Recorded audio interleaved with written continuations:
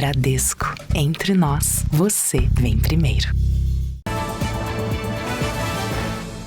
Boa noite. Boa noite. Um comerciante dono de 5 lojas de móveis planejados foi preso hoje em São Paulo. Ele é acusado de estelionato. O caso foi mostrado com exclusividade esta semana pelo Jornal da Record.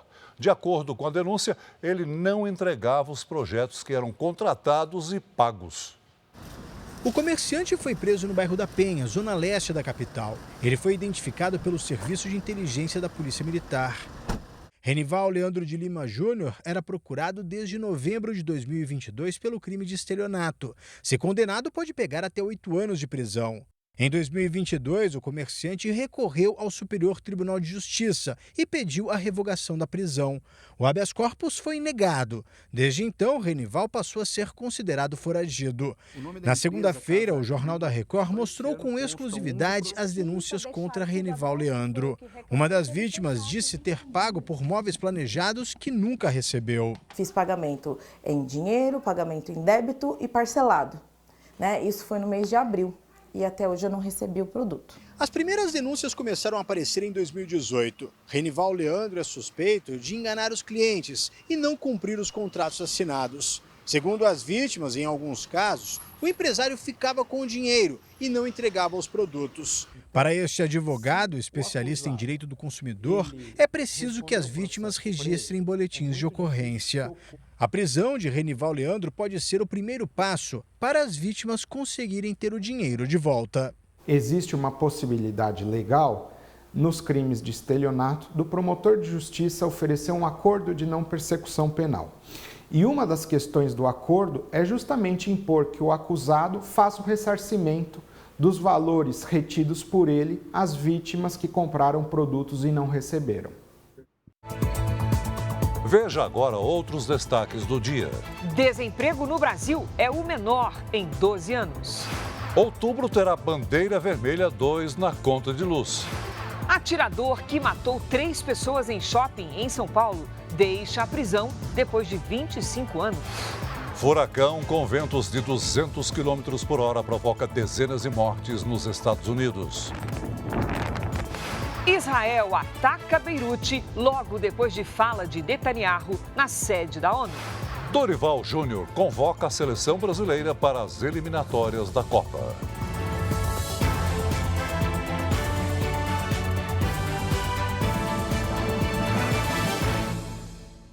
Oferecimento Bradesco, empréstimo, consórcio, investimentos e muito mais, tudo pelo app.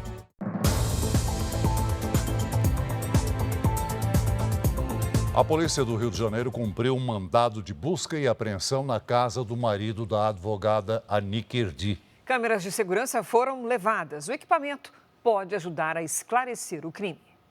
Benjamin Erdi, de 78 anos, foi apontado como o suposto mandante do crime pelo assassino confesso de Anique. Lorival Correia Fadiga está preso desde março junto com a namorada e 2 filhos dele. Os policiais foram à casa do viúvo em busca de provas. Lorival era a segurança da família Erdi. Nesta semana, ele apontou o local na garagem da casa dele, em Teresópolis, onde estava enterrado o corpo da vítima. Um exame de arcada dentária confirmou que era de Anique. Ela foi vista pela última vez em fevereiro deste ano, quando saía de um shopping. De lá, foi até um motel onde acabou assassinada pelo ex-segurança com quem mantinha um relacionamento extraconjugal. Lorival é acusado de forjar o sequestro da advogada e chegou a receber R$4.600.000 de resgate. A defesa revela ainda que, segundo o relato de Lorival, Benjamin Erdi teria pedido a morte da esposa por questões relativas à herança familiar e por uma suposta suspeita de que Anique teria abusado da filha durante a infância. Eu ressalto que isso é uma fala do Lorival. Segundo ele, o Benjamin teria relatado isso para ele, e aí, por esta razão, ele resolve aderir à empreitada delituosa. Em nota, os advogados de Benjamin Erdi afirmaram que consideram as acusações de Lorival como um ato de desespero e de crueldade. Uma operação policial em Goiânia descobriu um laboratório que manipulava cogumelos alucinógenos dentro de um escritório de advocacia. O suspeito foi preso em flagrante. Tudo era feito numa sala do escritório de advocacia do pai do suspeito. O administrador de empresas, de 39 anos, que não teve o nome revelado, vendia produtos feitos à base de cogumelos alucinógenos. Ele ainda fazia consultas individuais. Como uma forma alternativa de tratamento para alguns transtornos mentais, né? Como a ansiedade, depressão, dependência química, enfim. Os produtos eram anunciados e vendidos livremente pelas redes sociais e entregues em todo o país. O suspeito disse para a polícia que não sabia que a venda de cogumelos alucinógenos era crime no Brasil. Segundo o delegado que investiga o caso, a psilocibina, substância presente nesse tipo de cogumelo, é proibida pela Anvisa. A gente tem visto aí várias operações, né, policiais e vários julgados aí de tribunais que consideram o cogumelo, a venda do cogumelo em si, como sendo crime, porque ele contém a substância. Não existe consenso entre os profissionais de saúde sobre o uso da psilocibina em tratamentos psíquicos. Ela causa alucinações visuais, alterações de percepção, ela causa misturas de sentidos, pode causar aumento da frequência cardíaca, da frequência respiratória, sudorese. A pessoa pode experimentar essas sensações em momentos aleatórios, até 5 anos depois do uso da substância. Foi solto depois de 25 anos o atirador que matou 3 pessoas num cinema num shopping de São Paulo. Ele estava no hospital de custódia e tratamento psiquiátrico em Salvador. A decisão que autorizou a liberação de Matheus da Costa Meira foi publicada pelo Tribunal de Justiça da Bahia. Os peritos concluíram que Matheus tem condições de retornar ao convívio social e familiar, mas não pode sair à noite e nem frequentar bares, casas de jogos e festas. O ex-estudante de medicina terá que seguir com o tratamento psiquiátrico durante o período de avaliação, que dura 1 ano. O crime aconteceu no dia 3 de novembro de 1999. Matheus, que estava há 2 semanas de se formar médico, entrou no cinema de um shopping em São Paulo com uma submetralhadora. Ele reencenou o roteiro de um videogame do qual era fã. Depois de atirar contra o espelho do banheiro, foi para a frente da tela e começou a disparar. 3 pessoas morreram e 4 ficaram feridas. Antônio estava no cinema com a esposa e foi um dos 7 baleados. Ela falou assim, minha esposa, abaixa, abaixa. Eu falei, não, isso deve ser aquelas performances. Na primeira vez que ele atirou, não me atingiu, mas eu vi que ele realmente eram tiros. Já na segunda vez ele já me atingiu. E na terceira vez, novamente, levei mais um tiro. Matheus foi condenado a 48 anos de prisão e foi transferido para um presídio de Salvador. Em 2011, um laudo médico apontou que ele tinha esquizofrenia.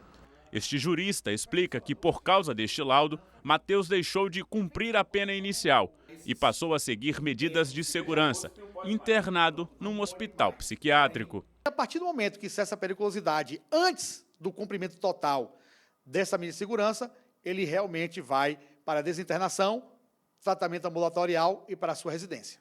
A decisão da Justiça de soltar Matheus é polêmica. A periculosidade desses indivíduos jamais cessa. Ele cumpriu uma pena, foi pequeno ou grande, eu acho que a Justiça determinou que foi o suficiente.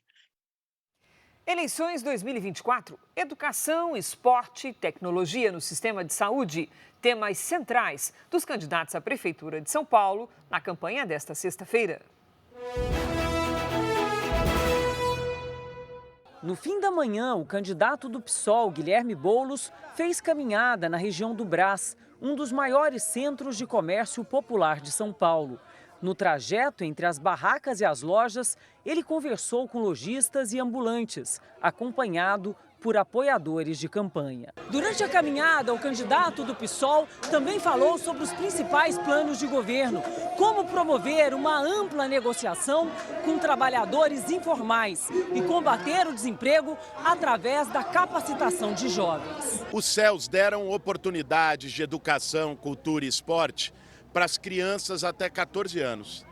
agora eu vou cuidar dos jovens a partir dos 15 anos. Então vai ter lá curso de TI, inteligência artificial, robótica, designer, programador, em todos os céus profissões. Depois de participar de sabatina em uma emissora de TV, o candidato à reeleição, Ricardo Nunes, do MDB, fez gravação para o horário eleitoral. Em entrevista, disse que planeja, em um novo mandato, construir 12 CELs, Centros Educacionais Unificados. Ricardo Nunes também prometeu ampliar a rede municipal de saúde, com mais 12 unidades de pronto atendimento e mais 25 unidades básicas.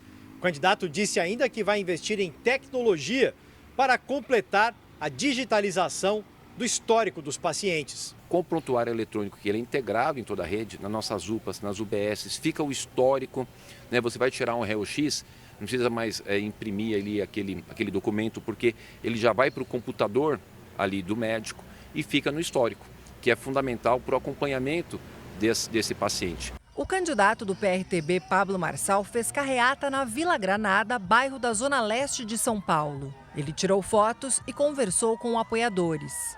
Marçal diz que, se for eleito, a prefeitura vai desempenhar papel fundamental no combate ao analfabetismo em São Paulo. Pablo Marçal disse ainda que quer expandir o ensino em tempo integral nas escolas municipais para crianças com mais de 6 anos e que também quer incluir na grade curricular disciplinas como educação financeira e esporte. Estuda de manhã as matérias regulares e à tarde vai para a questão olímpica. O seu filho vai ter... ele vai escolher 3 esportes, aquele que ele melhor se desempenhar, inclusive a prefeitura vai dar bolsa para competições. Se ele realmente seguir no esporte, para caso de competição, a gente vai patrocinar ele. A candidata do PSB, Tabata Amaral, fez caminhada na região da Sé, no Centro Histórico de São Paulo. Tabata conversou e tirou fotos com apoiadores e distribuiu material de campanha. A candidata disse que, se for eleita, vai aplicar a lei para obrigar os proprietários a dar uma destinação aos imóveis abandonados nesta área da cidade. Aquele imóvel que está abandonado, que não tem o uso, vai aumentando o imposto que a pessoa paga no IPTU. Se chega a determinado patamar de 15%, a pessoa ela vai perder o imóvel dela. A prefeitura vai fazer o pagamento, descontando a dívida e vai dar um novo uso. Lei, gente, é para cumprir. O candidato do PSDB, José Luiz da Atena, não teve agenda pública hoje. Marina Helena, do Novo, se reuniu com a equipe de campanha. Ricardo Senesi, da UP, fez panfletagem em várias regiões da cidade e se encontrou com lideranças jovens no Teatro Municipal de São Paulo. João Pimenta, do PCO, fez panfletagem na estação Ana Rosa, do metrô, e se reuniu com apoiadores. Bebeto Haddad, da DC, fez campanha no comércio da Moca. Altino Prazeres, do PSTU, não teve agenda pública de campanha. O INMET, Instituto Nacional de Meteorologia, emitiu um alerta de chuva de granizo para vários estados. Então vamos conversar com a Lidiane Sayuri para saber como é que fica a previsão do tempo. Oi, Lid, boa noite. Como é que vai ser? Oi, Cris. Essa queda de granizo pode ocorrer ainda hoje na região sudeste, viu? Boa noite para você. Celso, muito boa noite. E boa noite para você que nos acompanha.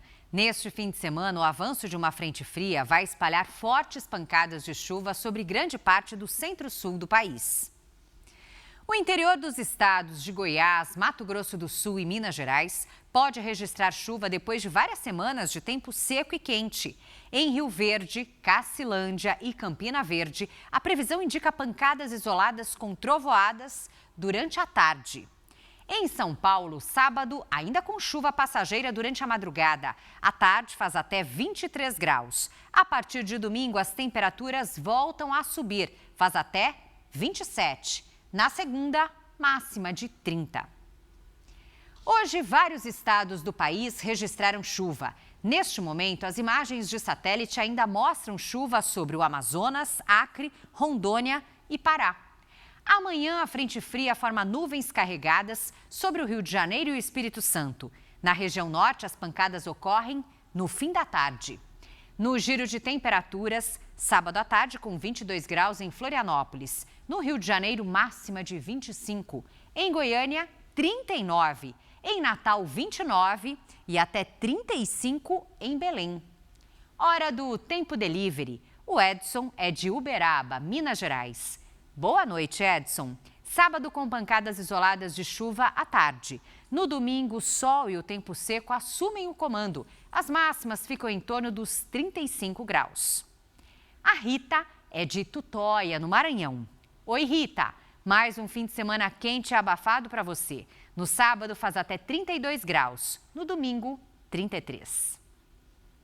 Participe também do nosso Tempo Delivery. Poste aí seu pedido nas redes sociais com o nome de uma cidade. Não esqueça de colocar a hashtag você no JR.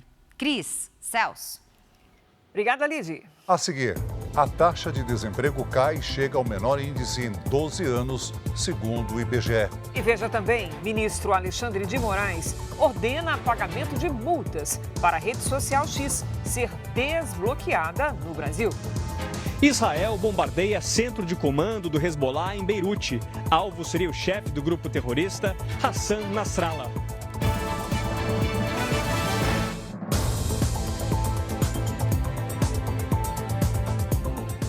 Para ajudar no combate às queimadas que atingem São Paulo, o governo testa um fertilizante que apaga o fogo 5 vezes mais rápido do que a água. Depois de 24 horas de buscas, foi encontrado o corpo de um homem que havia desaparecido no incêndio no interior do estado.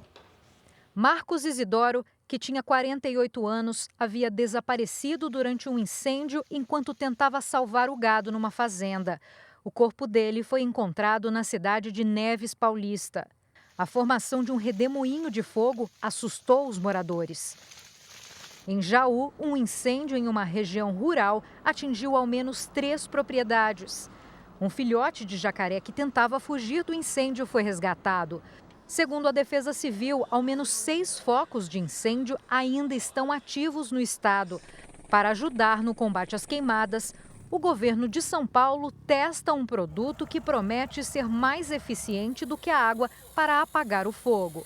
Fizemos testes que comprovou a eficácia, nós conseguimos apagar um ponto de incêndio com quase 5 vezes menos tempo do que somente com água. E também fizemos um outro teste no qual a gente aplicou o produto e depois ateou fogo numa vegetação e o fogo não conseguiu avançar, ele não conseguiu passar para a vegetação que tinha o produto.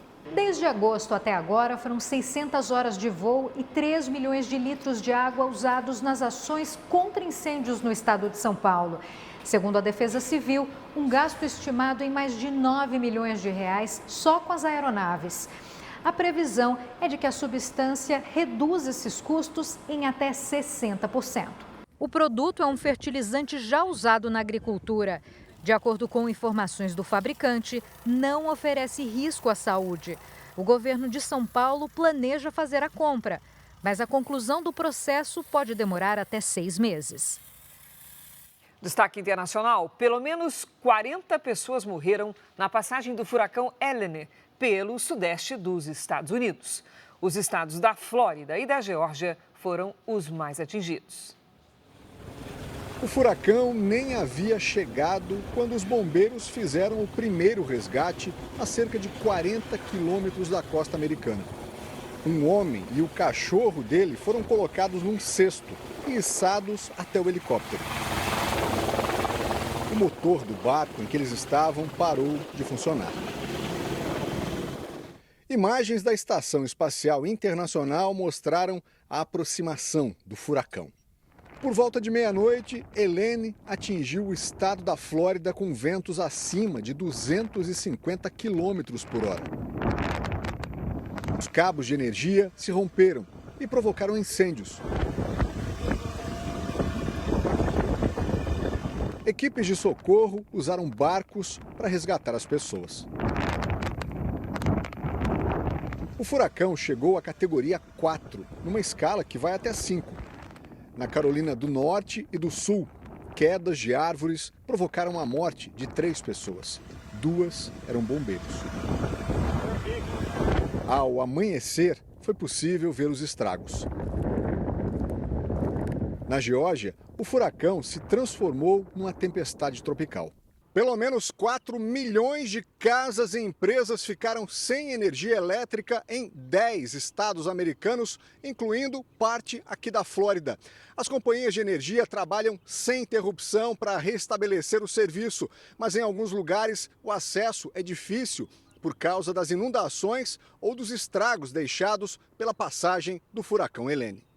Os governadores da Flórida, Geórgia, Alabama, Carolina do Norte e do Sul, além do estado da Virgínia, declararam estado de emergência. As forças de defesa de Israel realizaram hoje um ataque aéreo contra o quartel-general do Hezbollah, em Beirute, no Líbano. O bombardeio foi realizado pouco depois do discurso do primeiro-ministro israelense Benjamin Netanyahu na Assembleia Geral das Nações Unidas. Uma sequência de explosões. O bombardeio levantou uma enorme nuvem de poeira na capital libanesa. O porta-voz do exército israelense disse que o ataque tinha como alvo o quartel-general do Hezbollah. Segundo Daniel Hagari, o local foi construído intencionalmente perto das casas de civis. Ainda não se sabe se o chefe da organização, Hassan Nasrallah, estava no local. O Ministério da Saúde do Líbano anunciou a morte de 2 pessoas. Outras 76 ficaram feridas. O primeiro-ministro israelense, Benjamin Netanyahu, acompanhou dos Estados Unidos o ataque contra o quartel-general do grupo terrorista. A operação em Beirute foi realizada pouco tempo depois do discurso de Netanyahu na Assembleia Geral da ONU em Nova York. O premier disse que Israel está vencendo a guerra e voltou a afirmar que o conflito poderia acabar agora, desde que houvesse uma desmilitarização na faixa de Gaza, com a rendição do Hamas e a libertação de todos os reféns sequestrados. O primeiro-ministro ainda afirmou que enquanto o Hezbollah escolher o caminho da guerra, Israel não terá escolha. Não aceitaremos um exército terrorista na nossa fronteira norte capaz de perpetrar outro massacre como o de 7 de outubro, afirmou. Netanyahu também mandou um recado para os iranianos que financiam o Hamas e o Hezbollah. O premier afirmou que não há lugar no Irã que esteja fora do alcance de Israel. Durante a fala de Netanyahu, algumas delegações diplomáticas deixaram a sala em protesto, incluindo a do Brasil. Depois dos ataques, o primeiro-ministro antecipou o retorno a Israel. O chefe da diplomacia americana, Antony Blinken, disse que os Estados Unidos vão tomar todas as medidas necessárias caso haja um ataque contra estruturas do país. Representantes dos governos do Brasil e da China se reuniram em Nova York para discutir planos para o fim da guerra na Ucrânia. As discussões foram lideradas pelo assessor do presidente Lula para assuntos internacionais, Celso Amorim, e o ministro das Relações Exteriores da China, Wang Yi. Uma das propostas é a proibição do uso de armas de destruição em massa e dos ataques contra instalações nucleares. Representantes de 17 países participaram do encontro. A iniciativa foi criticada pelo presidente da Ucrânia, Volodymyr Zelensky, por ser considerada favorável à Rússia. A seguir, conta de luz vai ficar mais cara em outubro por causa da seca. Nova ministra dos Direitos Humanos, Macaé Evaristo, toma posse em cerimônia no Palácio do Planalto.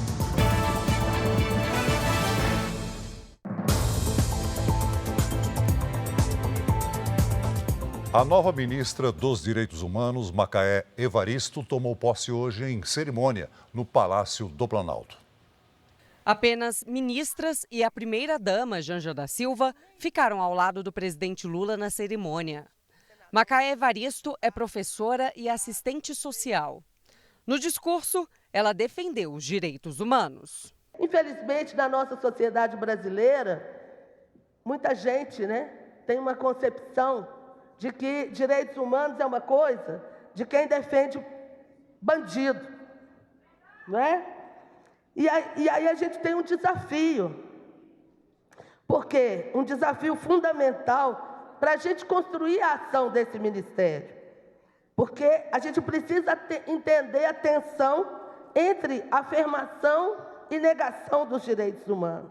A nova ministra está à frente da pasta desde o dia 11 de setembro. O pano de fundo da troca de comando foram as acusações de assédio sexual contra o ex-ministro Silvio Almeida.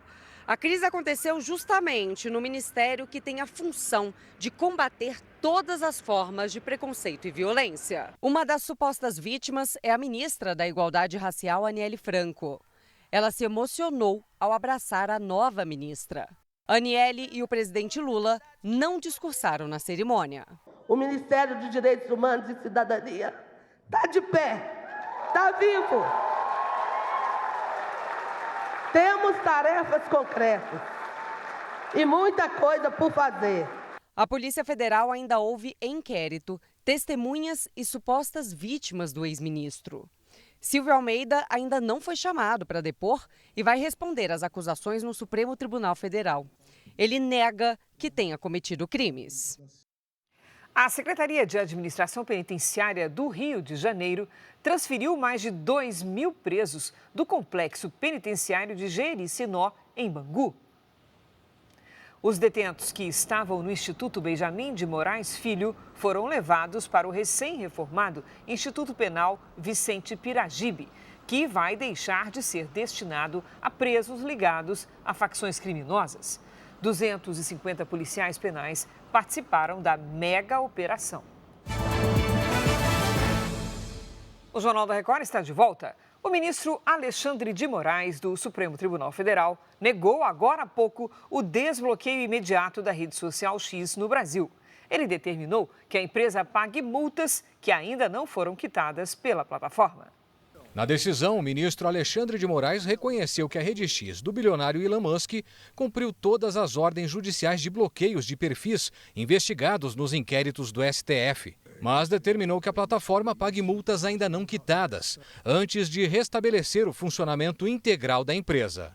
Entre as exigências, Moraes determina o pagamento imediato de uma multa no valor de R$10 milhões, imposta em 18 de setembro, em razão da tentativa do X de burlar os bloqueios por meio da troca de servidores. O ministro também quer que a representante legal da empresa, Raquel de Oliveira Vila, pague uma multa adicional de R$300 mil. O ministro Alexandre de Moraes deixa claro na decisão que só vai liberar o X no Brasil depois que essas exigências forem cumpridas pela plataforma e que as atividades da empresa no país dependem do cumprimento integral da legislação brasileira e das decisões do Poder Judiciário, em respeito à soberania nacional. Segundo fontes ligadas ao ministro, este é um aviso de que a rede de Elon Musk não estará livre de ser suspensa novamente no futuro, caso volte a desrespeitar as decisões da Suprema Corte Brasileira. O Brasil criou mais de 232 mil postos de trabalho com carteira assinada em agosto. A alta é de mais de 5% na comparação com agosto do ano passado. No ano, o acumulado passa de 1.726.000 empregos formais, crescimento superior a 24% em relação ao mesmo período do ano passado. Os dados são do Cadastro Geral de Empregados e Desempregados, divulgado hoje pelo Ministério do Trabalho e Emprego. A taxa de desemprego caiu para 6,6% em agosto.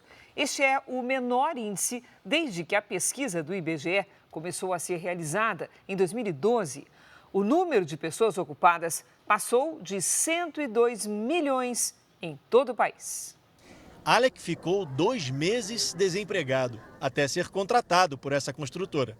Agora é para a conta fechar e também criar uma reserva, fazer investimento, aumentar realmente a minha renda para ficar um pouco mais tranquilo em casa também, a família ficar legal. Ele passou a fazer parte dos 102 milhões e 500 mil brasileiros que compõem a população ocupada no país, o maior dos últimos 12 anos. O setor da construção civil foi um dos que mais contribuíram com o aumento. Até o final do ano a gente tem a expectativa de contratar pelo menos umas 40 pessoas. Só no mês de agosto foram 18. O Brasil registrou a menor taxa de desemprego para o trimestre encerrado em agosto desde 2012. Os dados são da Pesquisa Nacional por Amostra de Domicílios Contínua, divulgada pelo IBGE. Entre junho e agosto desse ano, a taxa de desocupação atingiu 6,6%, queda de 0,5 ponto percentual em relação ao trimestre anterior. Pouco menos de 7,5 milhões de pessoas estão sem trabalho no país. Segundo o levantamento, 38 milhões e 600 mil pessoas trabalham com carteira assinada. enquanto 39 milhões e 800 mil estão na informalidade. O salário médio do trabalhador ficou em R$ 3.228 por mês. Para esse economista, a queda do desemprego acende um alerta para um possível aumento da inflação. Os dados da PNAD apresentaram mais uma melhora, né? A gente viu a queda da taxa de desemprego para um patamar historicamente muito baixo. A dúvida que fica é o seguinte: esse novo consumo, esse consumo mais forte, vai se traduzir de forma virtuosa em investimento ou se degenera em inflação?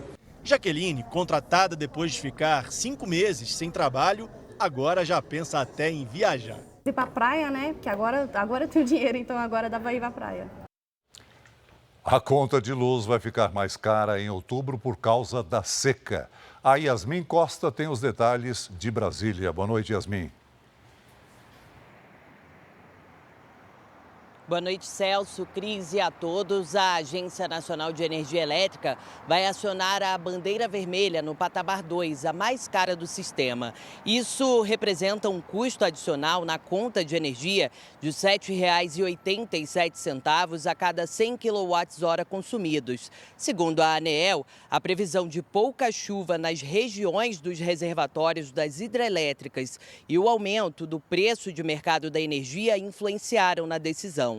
Com o baixo nível dos reservatórios, é necessário acionar as usinas termoelétricas que têm operação mais cara e são mais poluentes. A bandeira vermelha 2 não era utilizada há mais de 3 anos. A expectativa é que o valor volte a baixar após o período de estiagem. Celso, Cris. Obrigado, Yasmin. A chuva diminuiu hoje no Rio Grande do Sul.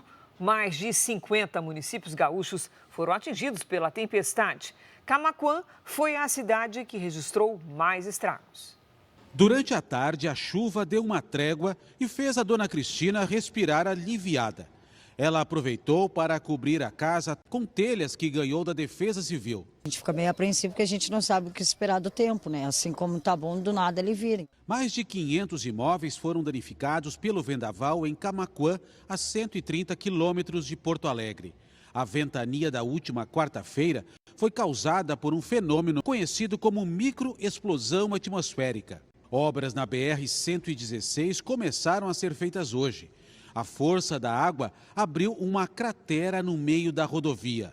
A Prefeitura de Camaquã e a Defesa Civil ainda calculam os prejuízos provocados pela tempestade. Comunidades, principalmente na área rural, seguem isoladas. O rio Camaquã inundou estradas de acesso e a balsa está fora de operação. Alimentos e água potável são levados em pequenas embarcações até as localidades mais distantes. Eles estão usando as embarcações pequenas próprias, são barcos de alumínio que têm mais facilidade de mobilidade. 52 municípios gaúchos foram afetados pelas tempestades que começaram no início da semana. Cerca de 700 pessoas estão fora de casa devido aos estragos. Nos Estados Unidos, o prefeito de Nova York, Eric Adams, se declarou inocente em audiência realizada hoje num tribunal federal. O prefeito é investigado pelos crimes de suborno, fraude eletrônica, corrupção e doações irregulares de campanha eleitoral. Entre 2016 e outubro de 2023, Adams também teria aceitado benefícios como viagens e hospedagens em hotéis de luxo. O ex-capitão da polícia reafirmou que não pretende renunciar ao cargo e nega as acusações. A seguir, Flamengo e Fluminense assinam um contrato definitivo e vão administrar o Maracanã por 20 anos. E veja também, Dorival Júnior anuncia a lista de convocados para os Jogos da Seleção Brasileira nas eliminatórias da Copa do Mundo. Donald Trump reafirma a Volodymyr Zelensky o plano de acabar rapidamente com a guerra entre a Ucrânia e a Rússia.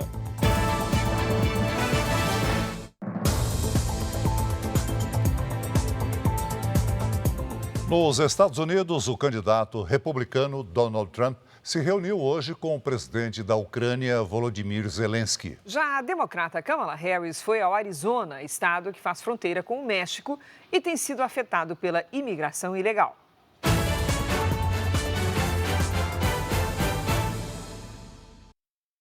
Antes da reunião em Nova York, Donald Trump e Volodymyr Zelensky falaram com os jornalistas. O ex-presidente americano voltou a dizer que, se vencer a eleição, vai acabar com a guerra rapidamente. O líder ucraniano afirmou que acredita que os dois têm uma visão comum, de que é preciso acabar com a guerra e de que Putin não pode vencer. E acrescentou que iria discutir com Trump o que chamou de plano da vitória. O candidato republicano ainda disse que tem um relacionamento muito bom com Zelensky, mas que também se relaciona muito bem com o presidente russo, Vladimir Putin. Durante a campanha presidencial, Donald Trump tem defendido cortar a ajuda financeira e o envio de armas dos Estados Unidos para a Ucrânia para forçar um acordo de paz. O ex-presidente também sugeriu anteriormente que a Ucrânia deveria ceder parte dos territórios invadidos para a Rússia. A adversária dele, Kamala Harris, discorda dessa alternativa. Hoje, a candidata democrata viajou para a fronteira com o México na tentativa de reverter as críticas que recebeu como vice-presidente por conta da crise migratória na região, como mostra o repórter José Luiz Filho. Kamala Harris visita hoje o Arizona como parte da estratégia de campanha para atrair o voto do eleitorado latino. Esta é a primeira vez que ela vai à região desde que entrou oficialmente na disputa pela Casa Branca. O Arizona é um dos estados que enfrentam a imigração ilegal. Uma pesquisa divulgada nesta sexta-feira mostra que lá, Kamala está 3 pontos atrás de Donald Trump nas intenções de voto. O levantamento aponta ainda que a maioria dos eleitores do Arizona acredita que o republicano faria um trabalho melhor do que a democrata em relação à imigração e à economia. Já grande parte dos representantes do mercado financeiro prefere não manifestar apoio a nenhum dos candidatos. Trump tem defendido cortes de impostos e novas regulamentações. Já Kamala tem falado pouco sobre os planos econômicos e, segundo os executivos aqui de Wall Street, pode ser que ela mantenha as políticas de governo de Joe Biden, que levaram a economia americana a uma desaceleração. Existe até mesmo receio de uma possível recessão. Mais de 40 países assinaram uma declaração para defender uma transição de governo na Venezuela. O Brasil foi convidado, mas não participou. Países como Estados Unidos, Argentina, além de nações europeias, consideram que o candidato da oposição, Edmundo González Urrutia, venceu a eleição presidencial e apelaram pelo fim da violência nas manifestações na Venezuela. O presidente Nicolás Maduro garante que não houve fraude nas eleições e que a vitória dele foi legítima. A atriz britânica Maggie Smith morreu hoje aos 89 anos. A morte foi confirmada pela família, mas a causa não foi revelada. A atriz venceu vários prêmios durante a carreira, incluindo 2 Oscars. Ela também era conhecida pela atuação no teatro e na televisão. E em 1990 foi condecorada pela rainha Elizabeth II. Maggie Smith deixa 2 filhos e 5 netos. O ministro Dias Toffoli, do Supremo Tribunal Federal, anulou hoje todas as condenações contra o ex-presidente da construtora OAS, Léo Pinheiro. O empresário havia sido condenado pelo juiz Sérgio Moro durante a Operação Lava Jato. Na decisão, Toffoli considerou que o processo que deveria combater a corrupção foi realizado de maneira clandestina e ilegal. Em 2019, o empresário foi condenado a 5 anos de prisão domiciliar e também a pagar multa de 45 milhões de reais. A Record apresenta nesse sábado o debate entre candidatos às prefeituras de 15 cidades brasileiras. Entre elas, os maiores colégios eleitorais: Belo Horizonte, Rio de Janeiro e São Paulo. Um trabalho em equipe, marcenaria, iluminação, contra-regra. São mais de 100 funcionários envolvidos só na montagem do estúdio, onde vai ocorrer o debate entre os 6 principais candidatos à Prefeitura de São Paulo. Eles vão ter a oportunidade de discutir propostas para a maior metrópole brasileira e tentar conquistar o voto do eleitor nesta reta final de campanha. Estou muito animada para o debate. A gente sabe que o debate da Record é um dos mais importantes, um dos mais ansiados, mais esperados pela população. E a gente está falando de um debate que acontece há 8 dias da eleição. Eu vou para o debate da Record com o mesmo sentimento e disposição que eu fui para os anteriores. Discutir proposta, apresentar para o povo que vai estar assistindo muito respeito, dialogar com as famílias que vão estar assistindo, falar sobre a cidade. A expectativa é grande para o debate na Record. O cenário a gente ainda não vai mostrar. O que eu posso adiantar é que no estúdio, além dos candidatos, vão entrar as equipes. Cada campanha terá direito a trazer 4 assessores. 2 estarão credenciados a passar orientações aos candidatos nos intervalos. É de fundamental importância que os eleitores acompanhem o debate e que eles façam uma percepção de quem tem realmente condições, não só técnica, né, mas a capacidade, o estado emocional de gerir uma cidade que é maior do que muitos países. Que as pessoas que participam do debate entendam que o principal ator de uma eleição não é nem o partido e nem o candidato, é o eleitor. Esse é o meu objetivo desde o começo e é o meu objetivo também no debate da Record, onde eu já trabalhei e sempre respeitei e fui respeitado. A perspectiva é que o da Record seja o melhor debate. O debate será dividido em 3 blocos, em que os candidatos vão responder perguntas entre si e de 3 jornalistas do Grupo Record. O mediador será Eduardo Ribeiro. A gente vai ter pelo menos 60 oportunidades diferentes em que o candidato ou está fazendo pergunta, ou está respondendo, ou está na réplica ou na tréplica, lado a lado. Então a gente espera que eles privilegiem as ideias, as propostas, porque essa é uma disputa bastante acirrada e o eleitor vai estar de olho.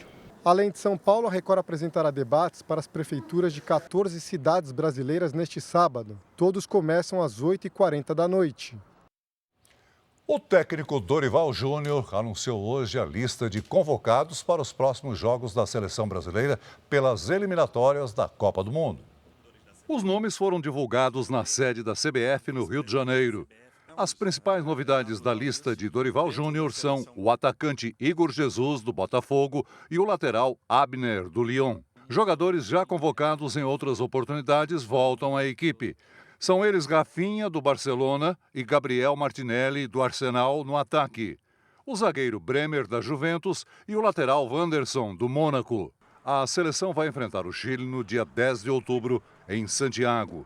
E no dia 15 vai jogar contra o Peru, em Brasília. O Brasil ocupa a 5ª posição no grupo das eliminatórias com apenas 10 pontos. Pelos próximos 20 anos, Flamengo e Fluminense serão os responsáveis pela administração do estádio do Maracanã. O contrato de concessão foi assinado hoje pelo governo do Rio. A cerimônia de assinatura reuniu representantes do governo do estado e os presidentes do Flamengo e do Fluminense. Os clubes já administravam o estádio desde 2019, mas sempre com contratos provisórios. Um dia de grande alegria, eu acho que é o coroamento de um esforço que vem sendo feito há mais de 5 anos. Ficamos muito felizes mesmo, ao lado de um clube que é nosso adversário no campo, mas que ao longo desses últimos 5 anos se tornou um grande parceiro fora dele. Juntos, Flamengo e Fluminense ofereceram a maior proposta pela gestão do complexo do Maracanã. Vão ser pagos R$20 milhões por ano, num contrato de 2 décadas. O edital prevê que até o fim da concessão, os clubes façam investimentos de R$186 milhões no Maracanã e no Maracanãzinho. Entre as obras estão reparos na cobertura e no sistema de iluminação. Mas a construção de um estádio próprio do Flamengo, prevista para 2029, levantou dúvidas sobre a manutenção do contrato até o fim. Até aqui, em 5 anos, tudo que Flamengo e Fluminense se comprometeram e assinaram, cumpriram 100%. Eu não tenho por que nem desconfiar que isso não será cumprido. O Jornal da Record de hoje termina aqui. Essa edição na íntegra e também a nossa versão em podcast estão no Play Plus e em todas as nossas plataformas digitais. E à 00:30 tem mais Jornal da Record. Fique agora com a novela Força de Mulher. E logo depois de Gênesis, tem A Fazenda, com flashes ao vivo da festa. Imperdível. Boa noite, bom final de semana para você. Boa noite.